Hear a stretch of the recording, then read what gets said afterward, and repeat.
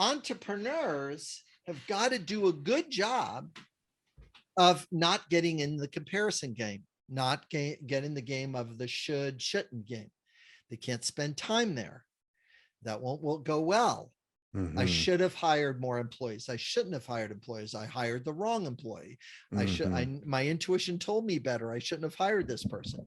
Those are not powerful sentences. What's powerful sentences is that I feel disappointment about not having awareness. Got it. Of the person I hired. It wasn't a strong hire for me. I feel disappointment of not letting them go earlier. The Move Entrepreneur Evolved podcast. Get on it. And we're back with another episode of Moved Entrepreneur Evolved. Today's episode is brought to you by Moved 30, MOVD 30.com, entrepreneur's transformational program for you as an entrepreneur. But today we have an amazing guest, my friend, Bill Sturley, communication expert specialist out of LA. What's up, brother? How you doing? It is a delight to be here. We are going to have a blast. I can tell already. Super cool. Well, I'm going to dive right into this because I think that bringing up quotes, things that we've talked about in the past, they allow it to kind of drop right in. So there was a comment that you made and it said, attach yourself to outcome causes suffering. Oh my gosh, that is a great quote, by golly. Now, the thing about suffering and the thing about life is that pain's a guarantee. We're gonna stub our toe. We're gonna feel pain. Someone's going to leave. We're gonna feel maybe lonely because we don't have connection. The suffering comes with the story we attach to it. And as a languaging expert and specialist, I really try to help people to reduce the suffering part and try to mourn the pain part of it. It's like, yeah, too bad you stubbed your toe, or gosh, you're feeling hurt and you'd really like some comfort on your toe. Can we put some ice on it? And that's a way to really address the pain part and make sure that the pain part doesn't turn into the suffering part, which is, I should have taken that college scholarship, or I should have went to this other place. I wish I would have asked her out on a date. I wish I would have asked him out on it. You see what I mean? That's the suffering part of it, is I'm going to tell the story of suffering instead of tell the story of the pain. I feel lonely because I would have liked to connect with her. And that would make it go better. So that's interesting. I'd like to dive into a little bit more because I think that, this podcast talks to a lot of entrepreneurs, but I think that the entrepreneurial journey, and you're very familiar, is a very personal journey. Oh, yeah. And so as we kind of go through that process of that, when people are going through suffering in business, what are some things do you think that they find themselves telling those stories? Because a lot of times it's loss of mother, loss of father, loss of girlfriend, wife, whatever those things are. Those are pretty common pains for people. Right. But I think a lot of entrepreneurs also deal with some of that suffering as well. How have you noticed entrepreneurs deal with that? Well, the thing for entrepreneurs is that it's a very creative process. Entrepreneurs have a very specific mindset. Everybody can't be an entrepreneur, no matter what people say. Everybody can't do it.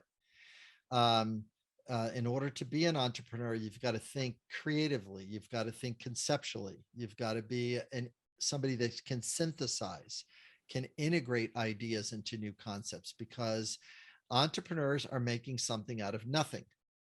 So the pain is in that development or in that struggle.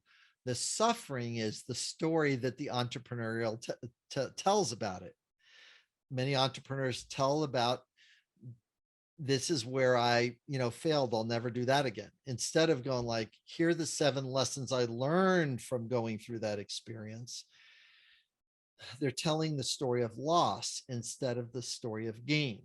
So if an entrepreneur doesn't want to suffer, they can tell the loss story in a certain way, but don't tell it as if it's consistent and stable. That's when the suffering takes place. Oh, you wouldn't believe to me what happened 5 years ago when I did a drip campaign, or I did this thing, I did social media, and I spent all this money. Yeah, it was 15 years ago. You never took Mhm. another shot at it. Since then, you never went to another expert and figured out how not to lose money there. You just let that be the story that you tell. So entrepreneurs and many human beings suffer when they create a belief, a bias, or many times a fallacy about their experience Mm. instead of empathizing with their experience and getting through it. Now, I said a entire mouth full of sentences there. I could do a dissertation over that last 2 or 3 sentences I Sure. said on that. But Sure. it's the suffering is that I'm holding on to the loss instead of mourning the loss. Is And that happen in a younger age? I'm assuming if we use the old everything happens before 7. But why is it that we do that? Like, what is the pattern? Where do we find that maybe at a younger age that we start to create that story? Because I don't remember being, or maybe I do, I don't know, being young and having to like feel those certain ways. They just were maybe more antic that maybe, you. no, actually, it has to do with language. So Oh, language stacks, and what happens is we try to create meaning around a story in order to communicate or address the pain that we experience there. So, for example, some people have the definitive moment of somebody saying something to them, and they take that sentence that's being said and they make that a belief that is a through line throughout their entire life. Entrepreneurs can't do that. If they do that, they don't aren't able to grow and change and do what they do best, which is start things new, grow it to a certain level, sell it, and hand it to somebody else and start the next thing. That's what an entrepreneur is supposed to do, because otherwise you turn into a business owner, which is a different mindset. You turn into a CEO, which is a different mindset. Entrepreneurs are really not great CEOs all the time. They're not, because they're starters. They're not managers. Mm-hmm. Okay, so where it gets formulated is the level or the amount of shoulds or shouldn'ts inside the person's consciousness. That's when it gets tough. Is we create resistance. Entrepreneur will create resistance for themselves Is through that a language. compass that we have that's natural? No, it's not Okay. natural. Oh, this is really bad news for everybody. It's not natural. It's something that we are boiled in. It's the language that we're boiled in of um, um, uh, an overcompensation for protection or safety in regards to mistakes. Instead of moving through and growing through something, we have a mistake or something and take a half step back instead of taking a step through.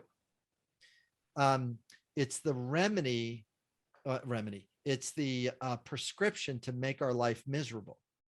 Mm. Is we're not learning, growing, changing, adapting a discipline of breakthrough. Instead of, we're adopting a strategy of putting one foot on the brake and one foot on the gas and pressing both of them at the same time. We got to train our mind not to do that.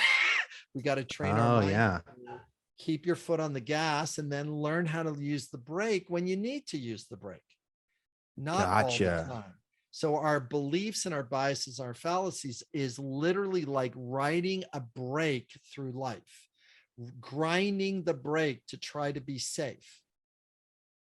And it creates a tension or a misery that shows up. It's not a good feeling. Now, I have a book on my bookshelf right back here, Yeah. and I'm gonna do a little gift here. I'm gonna pull this book off the shelf, and you and I are gonna laugh. Okay, here's the book. Okay. How to Make Your Life Miserable. That's the name of the book. Got Now, it. This book is sentences you can say to yourself to make your life miserable. And here's an example of this book, and try not to laugh too hard. It's written tongue in cheek, by the way, but by the way, it's true, because if you use the sentences in here as literal, you will make your life miserable. If you keep some distance from them and laugh at them, you have a way to avoid the language that's so toxic in this book. All right, let me read one of them so you can laugh a little bit. Yeah. It's written to be funny, but it's sort of not. Okay, so here's the one. The exercise is 17 masochistic activities for the beginner. Now, just think about how funny that is. Why would I want to do things terrible to myself? Yeah. Now, here's the first sentence. Make a list of all the people you know who are younger than you and more successful. This is not a good strategy if you make a list of the people. No, it's not going to feel good. That's not going to feel good. Right. Now, because I see the guitar hanging in your background, and we did talk a little bit about the guitar. I grew up in high school playing guitar, and one of my best friends, also him and I used to play guitar together. We used to go to parties and play guitar, and he wound up being a professional guitarist. Now, if I put him on my list and say, my friend Chris, who I played guitar with in high school, plays for Kenny Loggins, for Chicago, for Peter Cetera, for he just did a gig with Todd Rundgren. He was the guitarist. If I think about him being a successful guitarist and myself, and think about the difference, I will make myself miserable if I think about that. Entrepreneurs have got to do a good job of not getting in the comparison game, not getting the game of the shouldn't game. They can't spend time there. That won't go well. I should have hired more employees. I shouldn't have hired employees. I hired the wrong employee. My intuition told me better. I shouldn't have hired this person. Those are not powerful sentences. What's powerful sentences is that I feel disappointment about not having awareness of the person I hired. It wasn't a strong hire for me. I feel disappointment of not letting them go earlier. My intuition told me I needed to let them go 3 months ago. I tried to make it work out. And as an entrepreneur, I needed to make a change because the person did not have the skill and ability that I needed for my job, to help me grow my company. I didn't have that thing. So as a language specialist, I'm always helping entrepreneurs and business owners. And on this podcast, we're translating that is we've got to language things that are going to help us release us and free us from our limiting beliefs and our biases and our fallacies that we have in the work environment. We also got to be honest, or do a term I call scary honesty, about illusionary stories that we're telling ourselves. Now, you know this in entrepreneurial language. There are entrepreneurs in your group that you work with that they keep telling the same story. It's like, dude, you've got to rewrite your story, or listen, you've got to write the story so it's telling the honest truth about your product or service. It's an honest truth about your revenue and where it's going to grow to. You got to. I heard this. It was interesting. I don't know. Maybe it was because I was supposed to talk to you, but on this podcast, it was interesting. They were talking about in the military, they don't say don't eat food on the couch or don't eat food on the bed, whatever it is. They always say eat food in the kitchen. So instead of always telling people the wrong thing, you reinforce continually where the right thing is. Right. And I now that comes up, I was just talking, our housekeeper came in, and we have this, I have a little boxer dog, and she was like, such a good dog, and, he's body trained and things like that. And I said, the one way that I found worked the best was not to go smack the dog or put its nose in the pee and say no, but catch them at the moment and run them outside and put them where they're supposed to go. and not say bad dog, but say good dog. And then that turned, this little boxer puppy to then knowing where to go. And I think in a way that's the same conversation. It is the same conversation. It's such an important thing, that military discipline of telling the person what you'd like them to do, what you would like them not to do. And especially with kids, you don't replace the word no with the word choice, and your parenting changes completely. You don't. Does that do that with, I'm sure it does, because all of us are just kids running around here trying to figure it out. Do you find that in management as well? Do you use that right. same communication and downline and those That's things? correct. Do you find that's the same? Yeah. And probably the most the 5 effective words that I'm going to translate to you, you can translate to others, is these 5 following words. Would you be willing to? Would you be willing to take out the trash? Would you be willing to bring my accounting up to date at this time? Would you be willing to complete the forms by the 15th? So you're asking them, would they be willing to? That navigates around a lot of resistance. Because if you say, can you finish it by the 15th? That's not as strong as would you be willing to? Because I'm going to reinforce that. That's really good, because I think honestly, all these things are coming up, but I tried to do my research and study, do my best so that when you show up. But one of the things that exactly like that, it was funny. I was kind of just paying attention to communication stuff. And someone was talking about when they're managing and they have 2 people that aren't getting along, what they'll do is they'll sit down with them one-on-one, figure out the story, and then go to the other one, figure out the story. And then after that, what they do is then they bring them together and say, what are you willing to do? And then once you make that commitment, that you both come together with going, okay, there's the thing we're willing to, not can you do, are we going to do it? We really need you to do it. You're also saying that we'll do it as well. Correct. Yes. Correct. So that particular piece I've done a lot of. That's the mediation part of my communication. So I'll talk with executives. I'll bring them one at a time, and then I'll bring them in to talk with each other. And then during this interchange between them, I'll always find out where the pain is that led to the moment of suffering that we're currently experiencing. So I've put companies back together, employees, co-owners that were going to break up the company and millions of dollars in legal fees. Yeah, I put them together, and I put them back together in 30 days. And we avoided the entire thing. The entire upset it's crazy, but that's what wound up happening. Okay. Well, let's go back a little bit on how you got here. We've got all this education from you, and I love all of it. And I like also, the podcast is the evolution of the entrepreneur and how you got here. And I think that's a great story as well, because I think people really want to hear that the evolution happened for you as well. Right. So I know that we had talked about you play some sports and then you made it out to LA. So maybe we can kind of cover some of that. Absolutely. I am in the category of a average student in regards to school to be successful. I'm an average. So I went the athlete route. So my athletic route was played high school football, went and played college football, and eventually got on scholarship. And as soon as I got done college football, I even tried out for the Dolphins, didn't make them.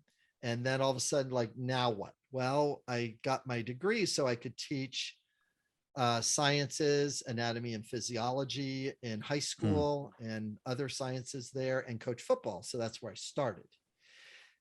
What started my entrepreneurial journey was this sentence: why do people think the way they do? So as soon as I started asking, you ask good questions as an entrepreneur, good answers start showing up, or as a human being.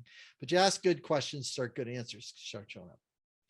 Why do people think the way they do? Now, there's a lot of different personality styles tests that are out there, but I landed on a Fortune 50 product that I use to do individual analysis and team analysis about why people think the way they do. It's a great first step in communication because an engineer speaks different than a social worker does. An artist speaks different than a drill sergeant does. They just do. They have a different vocabulary. They have different words that they like better than other words. Yeah. They have different definitions for mannerisms. Mannerisms, the whole thing, the way they wear things, very different. So if we know a little bit that people think differently, it's a good idea to learn about how they communicate different too.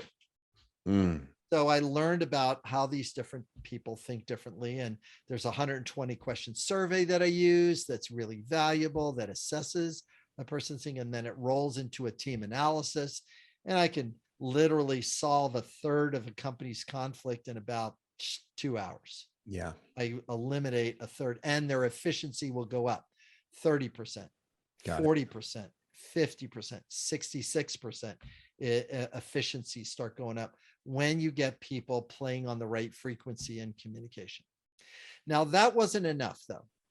That wasn't enough, because I started noticing that it's great to know how people think and communicate, but there was also these things called upsets, like people grinding on things that a thinking pattern didn't solve. So when I started asking a second question, why do people behave the way they do? And how do emotions work? Those two questions. And that led me to train with an international mediator that would fly to war-torn countries with a languaging tool to get people to stop shooting each other. Got it. Now, I just leaned my butt up to the edge of the chair and said, teach me, Yoda, because whatever conflicts he was dealing with was way harder than the conflicts I was dealing with. If he can get people to stop shooting each other, I most certainly can help people with their businesses and their marriages and their parenting, their upsets. Am I going to call this, was that Ho'oponopono? No, it was not. But that's a great tool. That still works because that's getting yourself out of the way. But the story of the war they wanted to stop people. And it's really funny because it kind of goes, and I'd like to hear what the difference is, but I was going to ask you a minute ago, I was like, was that Ho'oponopono? Because I just got turned on to that. And that was pretty cool. It's a very good tool because that tool allows you to say, what judgments and criticisms and labels and things that I'm saying about this situation that is keeping this situation in place? How am I the obstacle of that? All right. So good news. I'll put it. I literally have this on my board. I literally just went through this because I was going to practice the exercise because I said this is pretty cool. I'll just butcher it probably. So you can just stay with it. That's the way you want to think about it. Okay. So well, I'm going to say I think it's 4 things. It says, I love you. I'm sorry. Please forgive me. And thank you. Yes. Very, very helpful to get us to pull back into our own body, get us to keep our emotional moments grounded, pull it back in our body, and get us connected to ourselves. Now, notice I said, get us connected to ourselves. On the video here, I'm pointing to my gut where my feelings are and my heart where my needs are. So I need to connect those two things together. We'll do that one again. So it's feelings. Feelings are at my gut. Needs are at my heart. So here, just do it with yourself right now. Watch this. Yeah. Tap your belly and say, I feel tired. And then tap your heart and say, I need rest. Say, I feel tired. My heart's not. Yeah. Okay. Say it again. I feel tired. I feel tired. I need rest. I need rest. Now take a breath. Okay. Now watch this. Say, I feel frustrated. I feel frustrated. I need progress. I need progress. Take a breath. Say, I feel delighted. I feel delighted. I'm getting learning. I'm getting learning. Take a breath. So what we're doing is we're tuning the vocabulary that your head is saying with the physiology inside your body. There are 297 neuropeptides in the body, these molecules of emotion have words that go with them. Mm. So when I say I feel angry, I need respect. Anger is just pointing in the direction to what I need to talk to the person about. Now, would you say that that's because we can't we have to, as humans, try to describe something, and then once we describe it, it is definitely something negative, and then we follow that? Is that what I'm catching? Yeah. I tell you what, that is a really good summary that you just did, is that our brain, through the description part of it, will describe it as worse. And our limbic brain takes over and makes that real. That's where the suffering is. But what happens if we can get the front part of our brain in and work and talk about it in a way that serves us? So if you think about, and I help people with trauma, post-traumatic stress, all that kind of stuff. And I worked in drug and alcohol and rehab for 4 years. And I even have a new book coming out in the next couple of months called Emotional Sobriety, for business owners and for anybody that wants to read it. But it's how do we become more sober in our language? Because with violence and with the violent language we've been taught, there's nothing more violent than the word should or have to or want. Those are really dangerous words to say. Well, I've been punched one time right after they said F you. And that was and that anger is one that if somebody says F you to me, here's the next word that's coming out of my mouth. I'm guessing you're really angry and you really want me to hear you more. Yeah. The person says, yes. And the anger drops to aggravated. Ooh. Because you're frustrated that I can't do the thing that I wanted to. So you feel frustrated because I'm not supporting you the way you would like. Now it dropped again. Now, what you don't see in my bio is that I was somebody that was flown into Flint, Michigan during the water crisis. And I trained people how to speak compassionately to angry people whose water was poisoned. What do you say I remember when that somebody is yelling at you and saying stuff that's really hard to hear? Well, you better come back with compassion, because if you come with problem solving, they're just going to escalate. Gotcha. You and I have had the experience. You're talking with somebody and you're struggling with something. You say the following sentence. Try not to laugh too much. You know what you should do is, I want to slap him in the face right there. Yeah, exactly. I tried that and 4 other ideas about ready that you're going to bring to me. I'm just telling you about the pain I'm in right now. I don't need you to add your suffering or your solution on top of my pain or suffering. So I help people separate those, which helps a leader or an entrepreneur to communicate better, people to bounce back from mistakes quicker, to save money and time, because they're not using words that are going to make it worse. And it's going to cost you time. You and I have been in multiple boring meetings or meetings that are escalating. You're going like, oh my God, I just went out of this meeting, because the person is either being too safe, they're grinding their foot on the brake, or they're putting their foot on the gas and they're making a mess because they're going in the wrong direction, and they're ranting about something instead of saying, wait a minute, I think I can hear you on this. Are you hearing that you'd like to do it this way instead of the way I recommended? Yeah. Well, would you be willing to consider that we can do them both? Oh, okay. Yeah. I'll have to rant for another 15 minutes. No, you're just going to gobble up all our time. Yeah.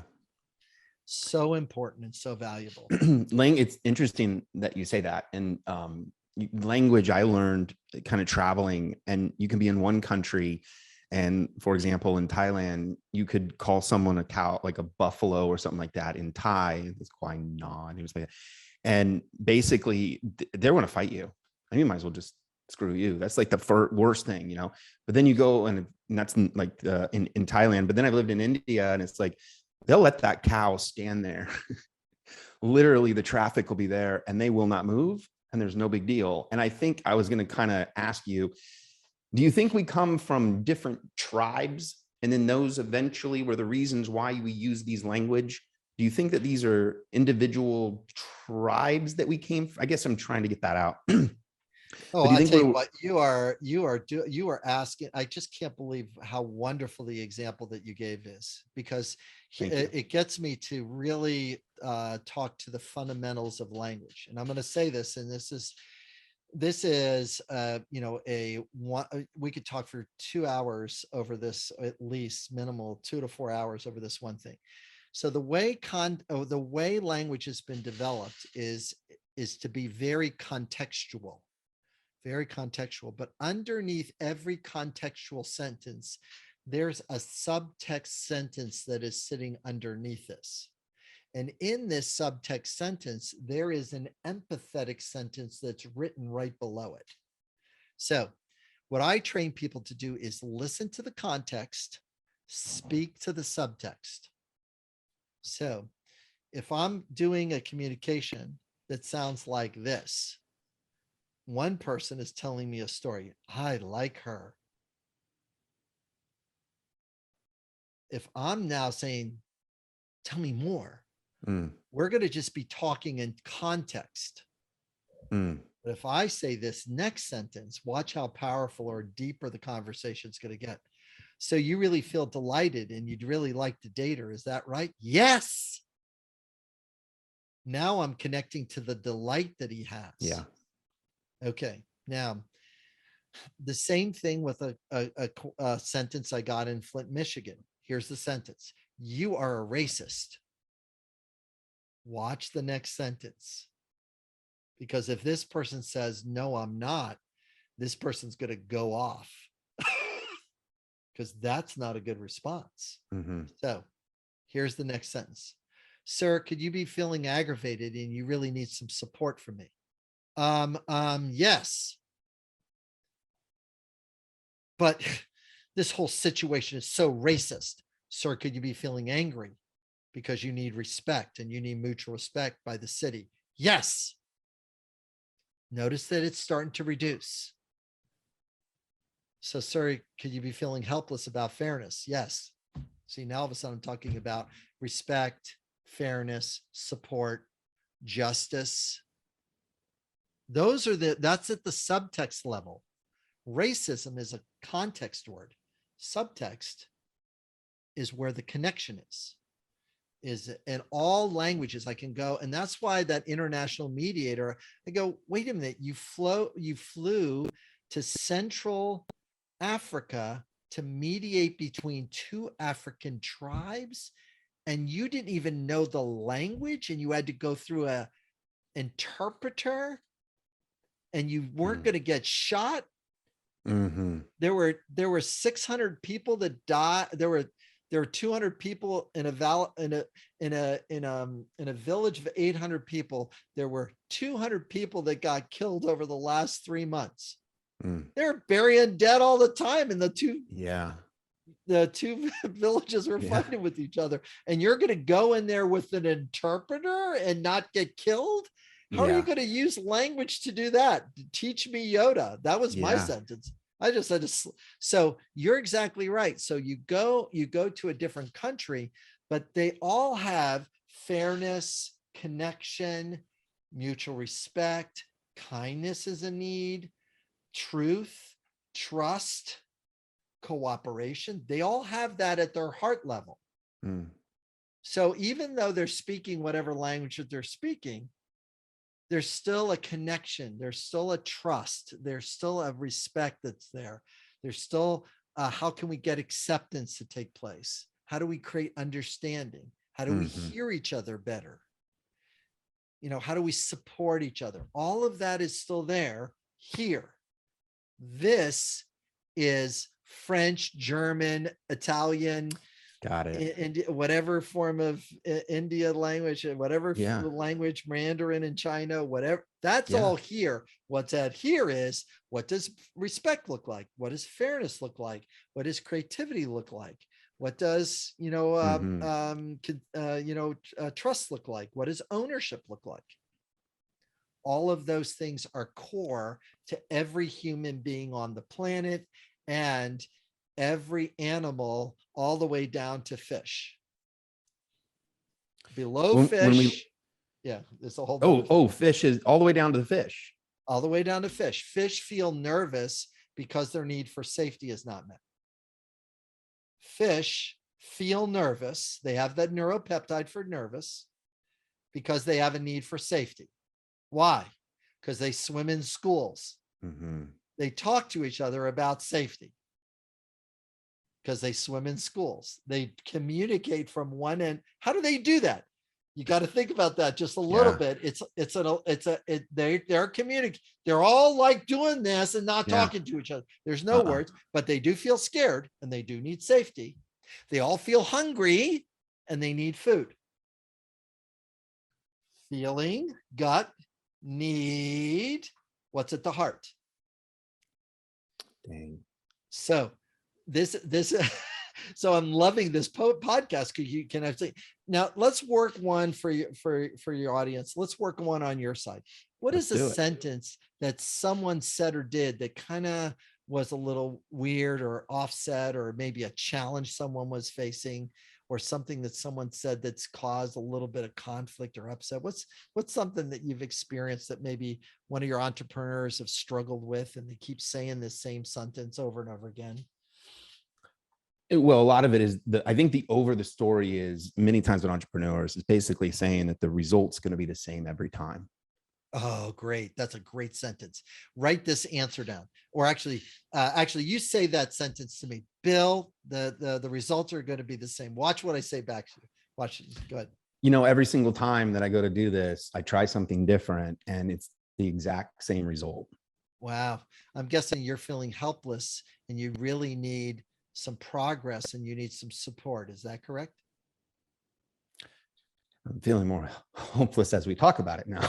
Yeah, exactly no, right. So I'm now seeing you feel a little hopelessness because you'd really like a different answer in order to get the financial security you want. Is that right? Yes. Wow. I got a yes out of you. Notice you had to dip down to see that there's a financial security. And I'm guessing that you probably might be feeling a little bit confused about how to create a stable business. Is that correct? Yeah. Wow. Now all of a sudden I've got stable business being talked about. Now I've got what support might look like, that there might be a new answer. The person doesn't know that I'm digging them out of the hole that they put themselves in with the sentence and the thoughts that they're thinking. Keep trying the same thing. It's like you need a different kind of support. You need somebody that has been there and done that and knows what business acumen looks like. I mean, it's and that one's really hard for people because they for entrepreneurs, they need a better dashboard. They need a better windshield. This will be very helpful for you, and you can use this about 1 million times in your career because you'll use this forever. Okay, so think about, and entrepreneurs that are listening right now, think about it this way. You have an accountant to keep track of things. The accountant is like the rear view mirror. You cannot run your business by looking through the rear view mirror, just like you can't drive a car by looking through the rear view mirror unless you're going backwards. So accountants are great because you need the rear view mirror. You need to know where you've been. You need to know where you've been and what works. But then you've got to look away from the accountant and look through the windshield of the car. You got to drive. That's what an entrepreneur needs to do. They need to drive to where they need to go. And they have other people in the car. Who's in the car? In the passenger seat, in the riding shotgun, is your VP of sales. That's who's in the shotgun, because you got to get sales managed, customer attainment, sales. You got to do your leads, and your marketing person is the next person there. The marketing person can help you to know where to go. So that's another person in the car. The accountant is in the back seat. The But you accountant's in the need the back seat. accountant. Yeah, you need the accountant to keep track of things and to bring you the reports of where you've been and what's worked. That's your CFO. Your CFO is going to tell you, and hopefully says, do a little bit more of this, do a little bit more of that, because the numbers are better over here than they are over there. So And now basically, look it you're up. using Look at two different people's language. Yeah. two different people's language. The accountant is just the rear view mirror. The CFO can whisper in your ear, turn a little more right, turn a little left. We're going to get a little bit more of our margins showing up. We need talented people. That's my HR person. The HR person's going to help me recruit and get other people to drive in the vision of this car.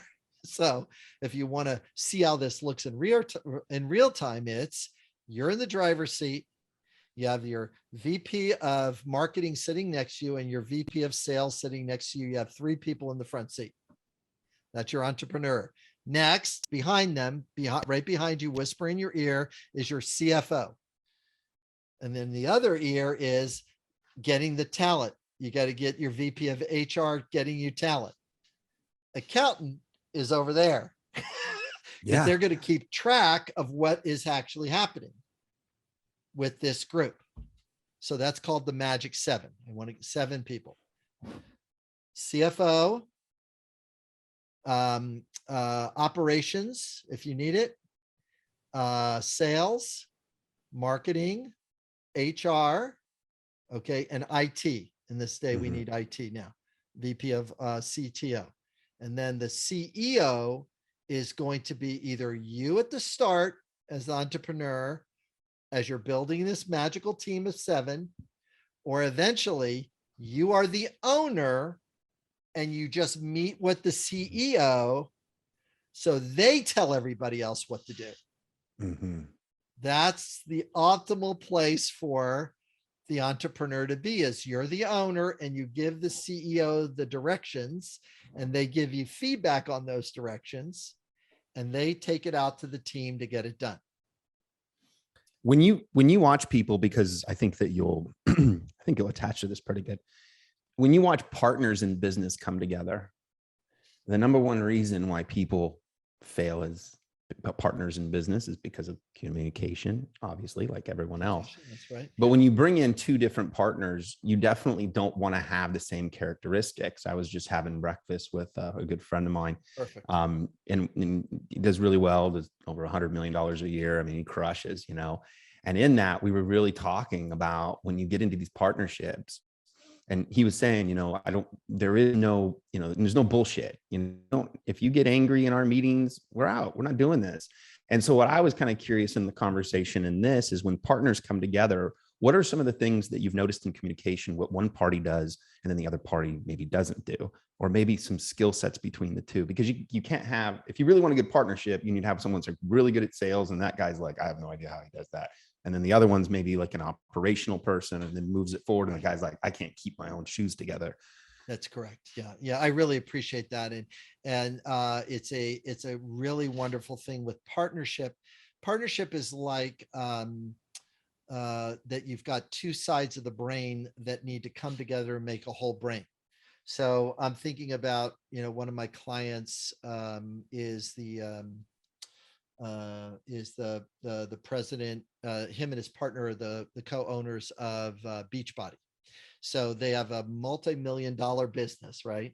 And when we look at their thinking styles, their thinking styles are very different, but they learned how to collaborate and cooperate between the 2 differences. Okay. One was a little more entrepreneurial and interpersonal. The other one is a little bit more logical and operational. So one's got this other thing going, the other one do.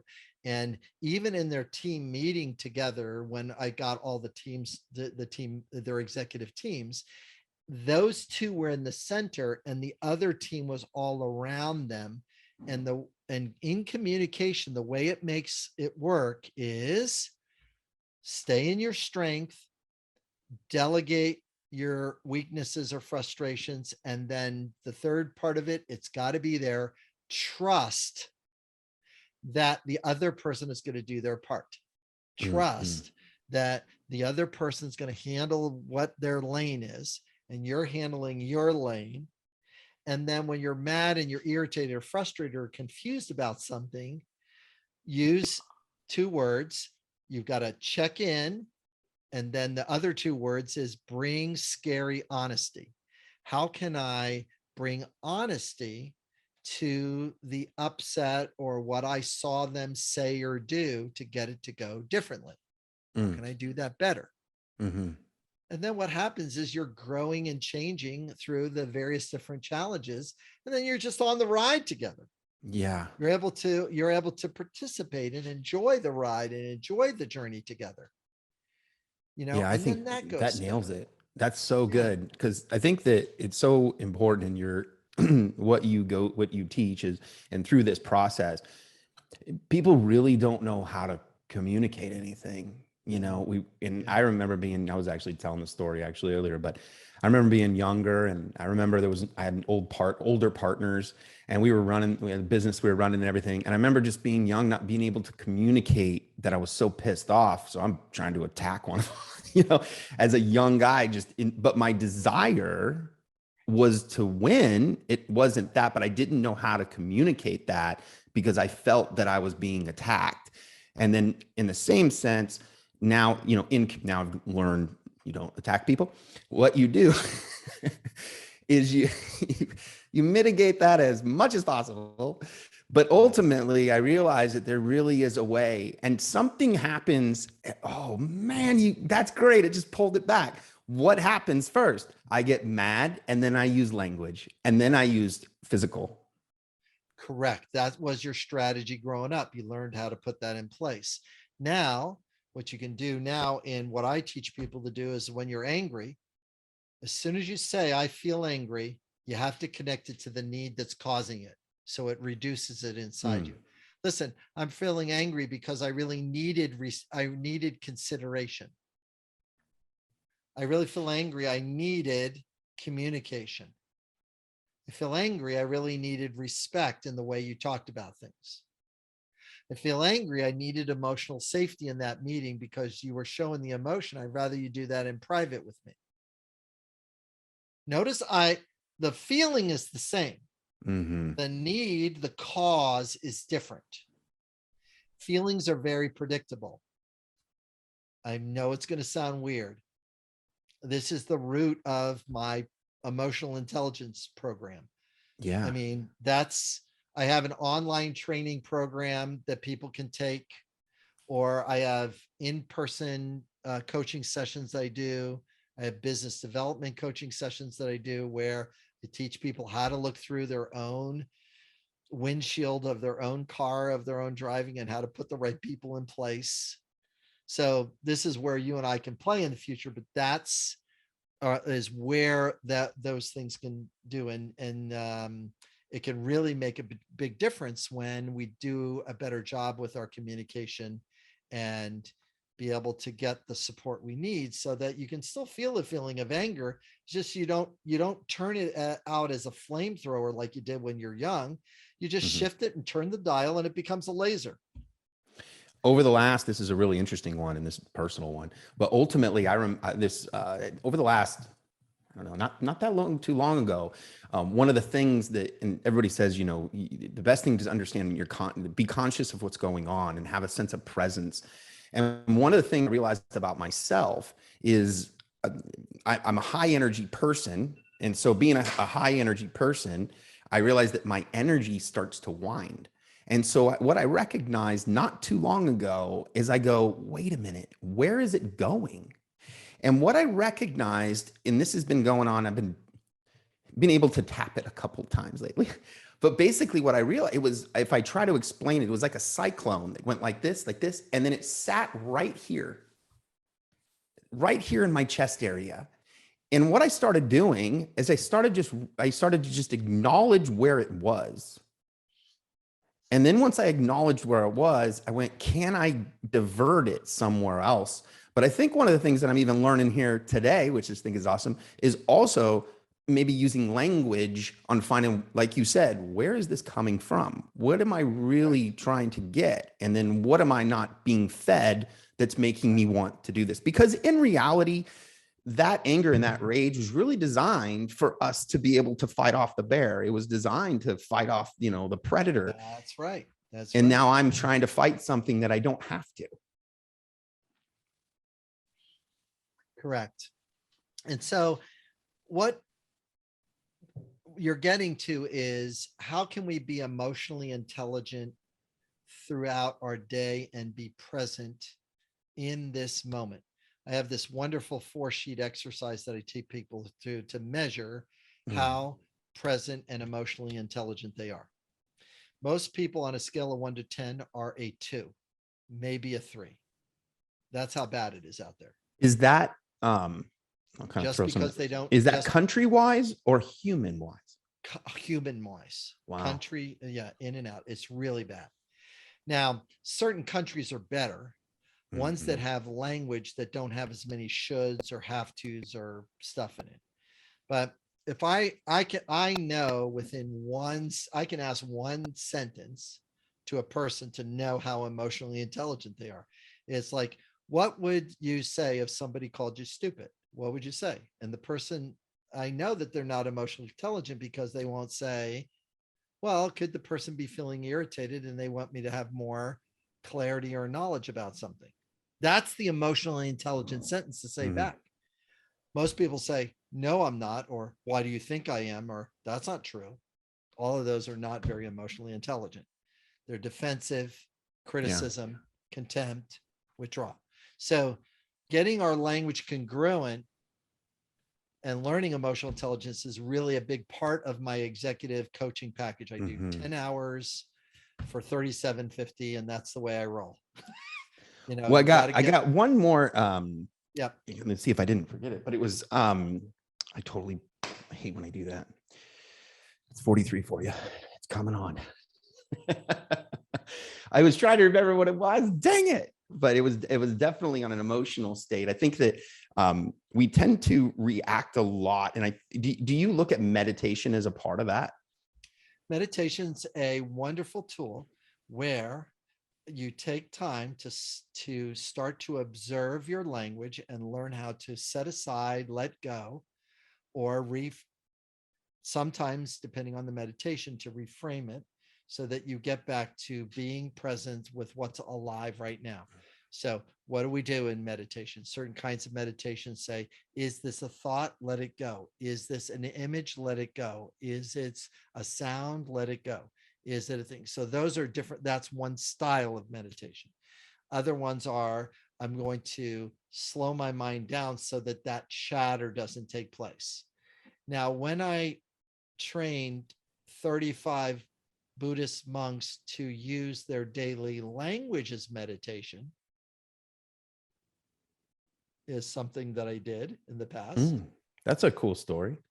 I spent some time with some monks. I wish we had more time to tell it. Looks like we're going to have to do another episode. We could start it off with that story because it's the best story ever. It's how to, when you're alive and you're observing the world, how do you walk in a place of grace, compassion, and empathy with every step? And that's what I taught them to do. Every step that you can take, you train your eyes and your ears to do observation only. So hard. Because watch this. If I'm looking at this desk, my judgmental mind might say the desk is messy, or my judgmental mind said, who spilt the milk on the table? Notice that's not observation at all. It's judgment. But if I'm an observation, it says, when I see milk on the table, that's an observation because milk is on the table. No judgment. Yeah. But who knows how to speak like that? You have to be aware that your language is filled with judgment and criticism. And that's the How to Make Your Life Miserable book. because Yeah. that's the book. That's where everybody's living, is the book back here. But in my world, it's training to be different than that. Well, I think this one will correlate perfectly as we make our way through and be able to share more of who you are and where to get you. But the thing I was interested about was, go to guitar. You ready? Sure. So when I picked up the guitar, I'd shared with you, I was in my 30s when I started to play. There was a moment when I started to play guitar where I went, am I ever going to be able to listen to music again? Because there was a moment of going, is that it? So it's that, and you got me doing all this emotion, and you're like, and I remember going and watching music, and all I was watching the way that he did it, and I felt like, oh, I know it now. He's doing that now, and I felt for a minute like I'm going to not be able to be a part of music again. What I'm curious about is in communication. Do you think that when you start to study these things, that there's a part of that you feel like you start to kind of manipulate too much? Do you see where I'm getting at? Like, do you lose the flow? Yeah. So here's the insight, because like I can't tell you how much. I mean, I can't tell you.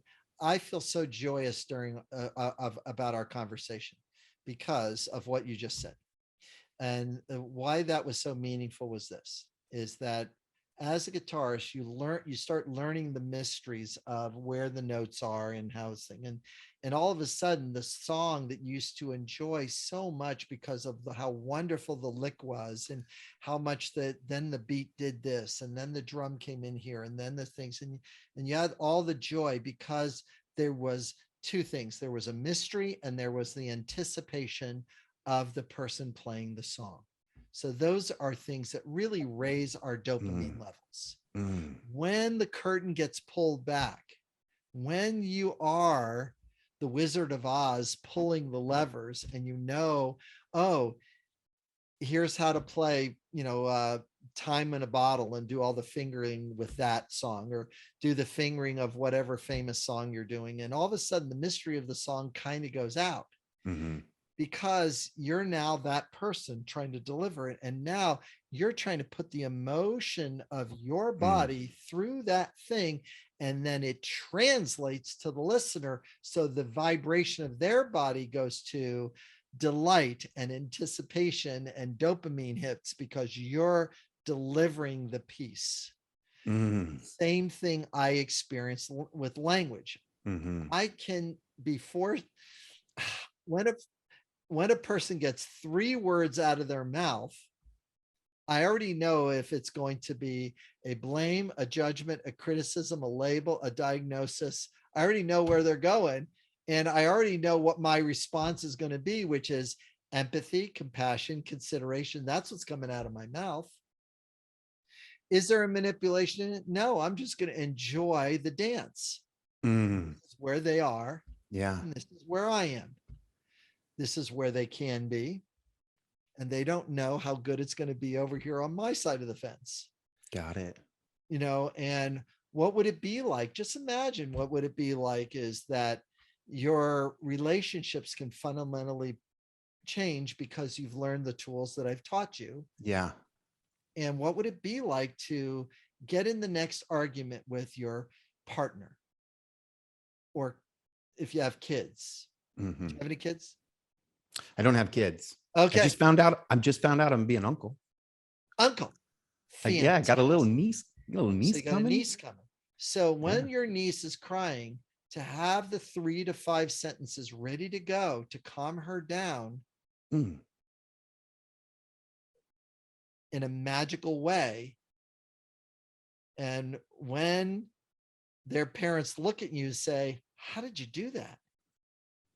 You'll say, Bill, I met this guy that told me the trick. And it all comes back to Bill. It all comes back to Bill. I met this guy. Comes back to Bill. Crazy, because literally, I mean, okay, next time we're together, I swear to God, next time together, we got to tell. I have another story about. It's my famous airplane boarding tantrum story. That's the name of the story. It's a tantrum on the runway to board on a plane, that I put out the tantrum within 3 sentences. So I didn't have a crying kid on the plane, Got it. and it wasn't my kid. And the parents were standing there. So were my boys. And I reduced the conflict, got the kid to stop crying before we took our seats. And my boys go, Dad, thanks so much for doing that. Just because they, you know what it's like having a crying kid Heck on the yeah. plane? What's having the crying kid on the plane? No, I don't want any of that. And the We only said- thing worse is the kid kicking your back. Kicking the seats. What do you say to the kids that they're kicking the seats? So it doesn't upset the kid. It doesn't Yeah. upset the parents. Yeah. It creates awareness and accountability on the kid side of the fence, and how to make that go better. Anyways, so we're gonna have a lot of fun. I can tell already. We'll do another one of these. It's too Bill, much fun. it has been an awesome experience. I really appreciate you being here. Genuinely, it's been way better. I always get on these and I'm like, they become better than I thought, you know? So go ahead and share. How can people get a hold of you? So many assets and skills here. Please share. How can they get a hold of you? The easiest way to do it is to the easiest way to do it is probably through my website, which is billsterle.com, and it's spelled Stierle. And the email is the same, bill@billsterle.com. And you can send me that email, obviously through the links and things like that. Yep. And I'll tell you what I'd like to do too is I'll have my assistant send you an email to a link to a free the 5 safest things to say during a conflict. I'll send a Perfect. 4-page article for you guys, which is That's great. amazing. I also have another one, the 7 things to say when someone's angry, to reduce anger. So I'll have my assistant send you both of those. Okay. Well, anybody you that's can- watching this, get ready to change, become a Get ready different to- person. Oh my gosh. And everything by the way, I can't believe it. After I first learned this stuff 22 years ago, it always works. It always works. There isn't one conflict that I haven't said, oh yeah, well, it doesn't work here. No, it works everywhere. So be ready for that kind of change. And by the way, the stress will start going out of your body. Got it. The focus comes back in a brand new way. Your passion becomes more grounded, less volatile. It's really weird, but that's the power of getting our language to be congruent with our body. Bill, this has been an incredible episode. I have genuinely enjoyed it. We will be having another one. Thank you so much for being on the Moved Entrepreneurial Evolved podcast. I really appreciate it. Awesome. All right, my friend. Talk to you soon. So next we have look at other episodes of the Moved Entrepreneurial Evolved podcast. One to go look back at is Jacob Olkis. He's an incredible guy, specializes in offers. Go make sure you take a look at that episode as well. With that, we close out the Moved Entrepreneurial Evolved podcast. Thank you so much, my friend. Thanks a million. Take care. If you like this episode, make sure you smash the like button and subscribe to the YouTube channel. Just like Nike is to athletes, Moved is to entrepreneurs.